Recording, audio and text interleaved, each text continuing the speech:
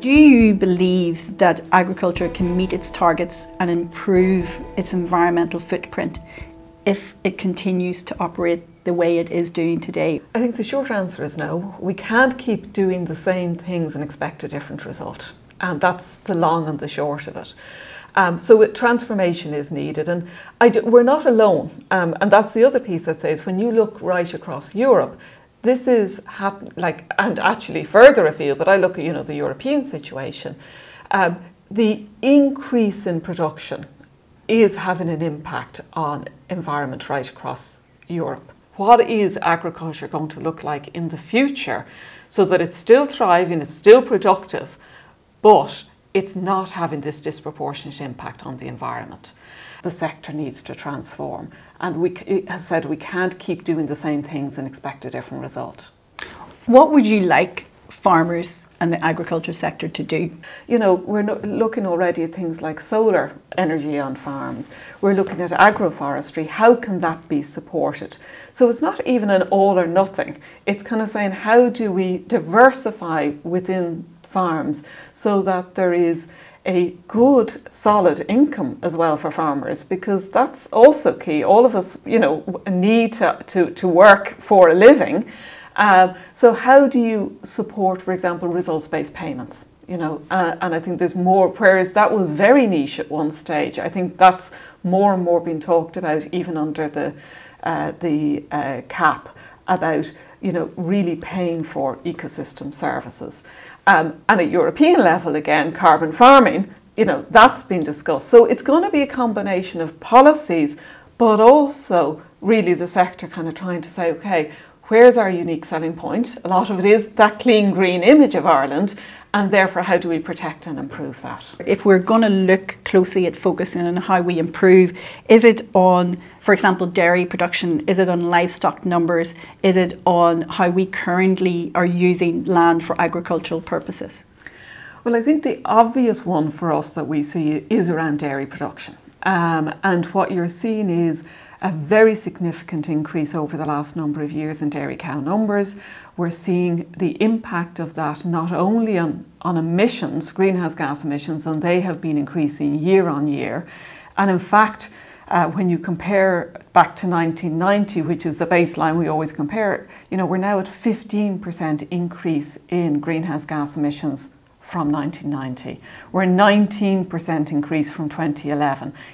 They're going in the wrong direction, and that is primarily driven by the increase in dairy numbers. Obviously, there has been some debate about the nitrates derogation, and we know that there is the water quality test in 2023. Is that going to be a significant factor in going forward? The EPA has been asked and told, and in many ways our role is to produce an interim report on water quality.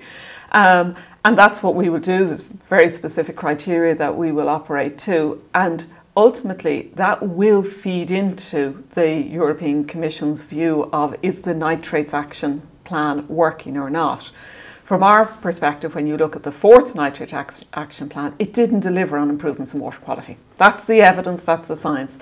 So whatever is being done now will need really to impact. And Ireland is one now of very few countries with this derogation. We're really looking towards ourselves and Denmark, but we will have to be able to demonstrate, and it is kind of comes down to all about the outcomes, all about the science. So this interim report that we've been asked to produce will be key, I'm sure, in decisions into the future. Do you believe that there is more awareness now amongst the farming community about these key issues? I think there's much more awareness now. I really, and I've been in the agency, I've been Director General since 2011, and I have never seen such high level of awareness with regard to environment issues, including in the farming community. And talk to a wide range of various groups, whether it's dairy groups, organic farmers, etc. And it is absolutely, I spend probably more of my time engaging with the sector than on any other issue, which shows the high level of interest and the high level of awareness.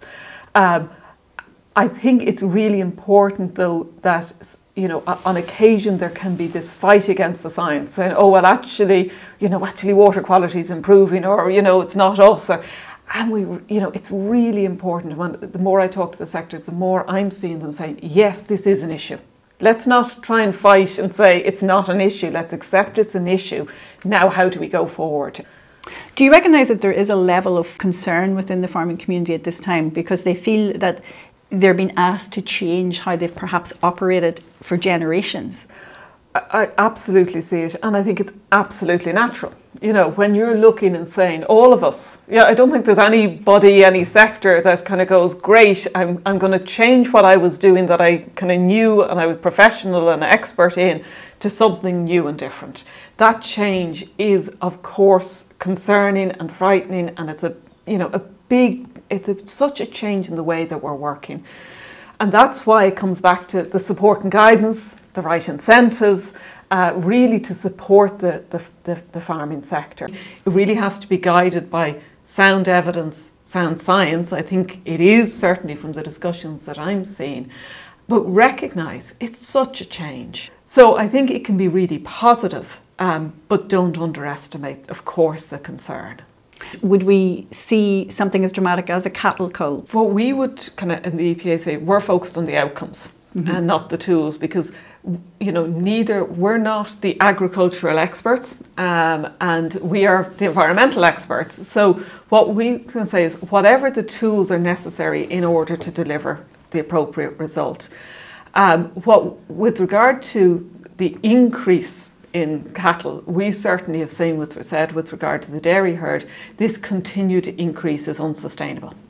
Now, we said that a number of years ago, and that's still increasing. So it's really a challenge, because what you find when the more and more animals you have, then the more and more impacts you're having. Back to, each animal can be more efficient, but the sum of the parts is bigger.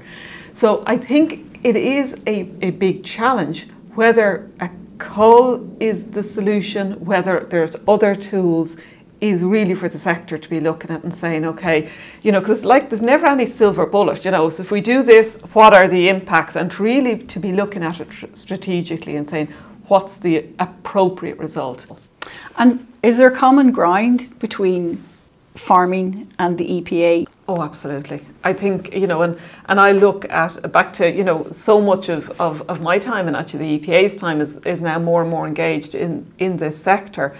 I think there's huge opportunity for us to work together and to understand each other, understand the challenges and the barriers, and see because we're all interested in the outcome. We want a thriving agriculture sector, and for us that thriving agriculture sector has to be environmentally sustainable, but of course it has to be economically and socially sustainable if it's to be sustainable in the overall. So I think there's huge opportunity, and we've worked with a wide variety of people in the agriculture sector. And we will be continuing to do so. So definitely, I think there's no point sitting across tables and shouting at each other. You have to actually understand what are the real barriers. And, we need, of course, as an agency to recognise this is people's livelihoods we're talking about. So from the perspective of the EPA, farmers aren't the enemy? Oh, God, no. Absolutely not. And, you look, we're based in Wexford here. We're right at the in the heart of rural community. Ireland, most of us come in some shape or form from a farming background, an agricultural background. It can't be pitting people against each other. And one of the concerns that I would have is that the debate becomes polarised, because we won't achieve anything. If it's, black and white, bad guys, good guys, that doesn't achieve anything. It's trying to figure out how we work together to get the result.